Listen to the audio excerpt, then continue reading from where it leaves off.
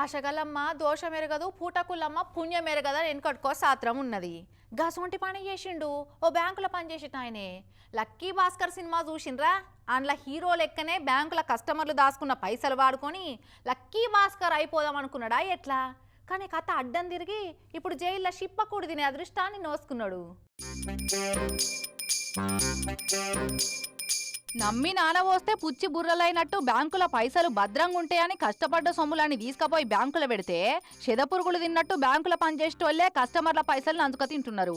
సర్కారు ప్రైవేటు బ్యాంకులని తేడా ఏముంటలేదు. చాలా మంది గంతకే మోపైతున్నారు. వికారాబాద్ జిల్లా తాండూరు తెలంగాణ గ్రామీణ బ్యాంకుల పనిచేసే క్లర్కే బ్యాంకుకు కన్నం పెట్టిండు. దొంగ ఖాతాలు తెరిపించి కస్టమర్ల ఫిక్స్డ్ డిపాజిట్ పైసలు దోషిండు.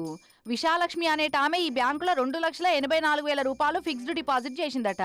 గడువైపోయింది కదా అని పైసలు ఇడిపించుకుందామని పోతే ఆల్రెడీ నీ ఖాతాలో పైసలు ఇడిపించుకోపోయినట్టు చూయిస్తుంది కదమ్మా అని చెప్పే వరకు ఆమె కంగు తిన్నది. గట్లెట్లా? నేను రాకుండా నా ఖాతాలో పైసలు ఎవరు ఇడిపిస్తారు? మీ బ్యాంకులో పైసలు వేస్తే గింత మోసం చేస్తారా అని మేనేజర్కు ఫిర్యాదు ఇచ్చిండు. సేమ్ గిట్టే ఇంకొక ఆయన కూడా 3,15,000 ఎఫ్డీ చేస్తే గాయన పైసలు కూడా ఆమ్ బుక్క పెట్టిండ్రట. అసలు బ్యాంకులో ఏంది కిరికిరి అని రికార్డు బుక్కులు చిట్టపద్దులు కాగితాలన్నీ మరేసి చూస్తే ఇంటి దొంగల పని అని తేలింది. ఎంబటే మేనేజర్ పోలీసు వాళ్ళకు ఫిర్యాదు ఇచ్చిండు. ఇక పోలీసు వాళ్ళు బ్యాంకులో పనిచేసే ప్రేమ్ సింగ్ రాథోడ్ అనేట ఆయన దీనికి సూత్రధారి అని కేసు రాసుకొని లోపటేసి ఎంక్వైరీ చేస్తున్నారు.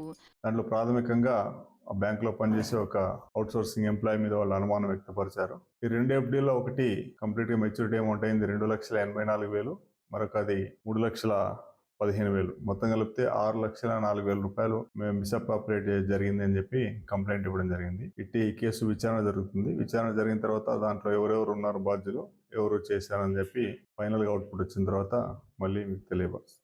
పరుల సొమ్ము పామోసం ఉంటుంది. ఎన్నటికన్నా కాటేస్తుందని తెలిసి కూడా ఇట్లా చేసిందంటే బ్యాంకు మా తాతదే అనుకున్నాడా ఎట్లా అని అనుకోబట్టింది ముచ్చటెరకైన జనమంతా.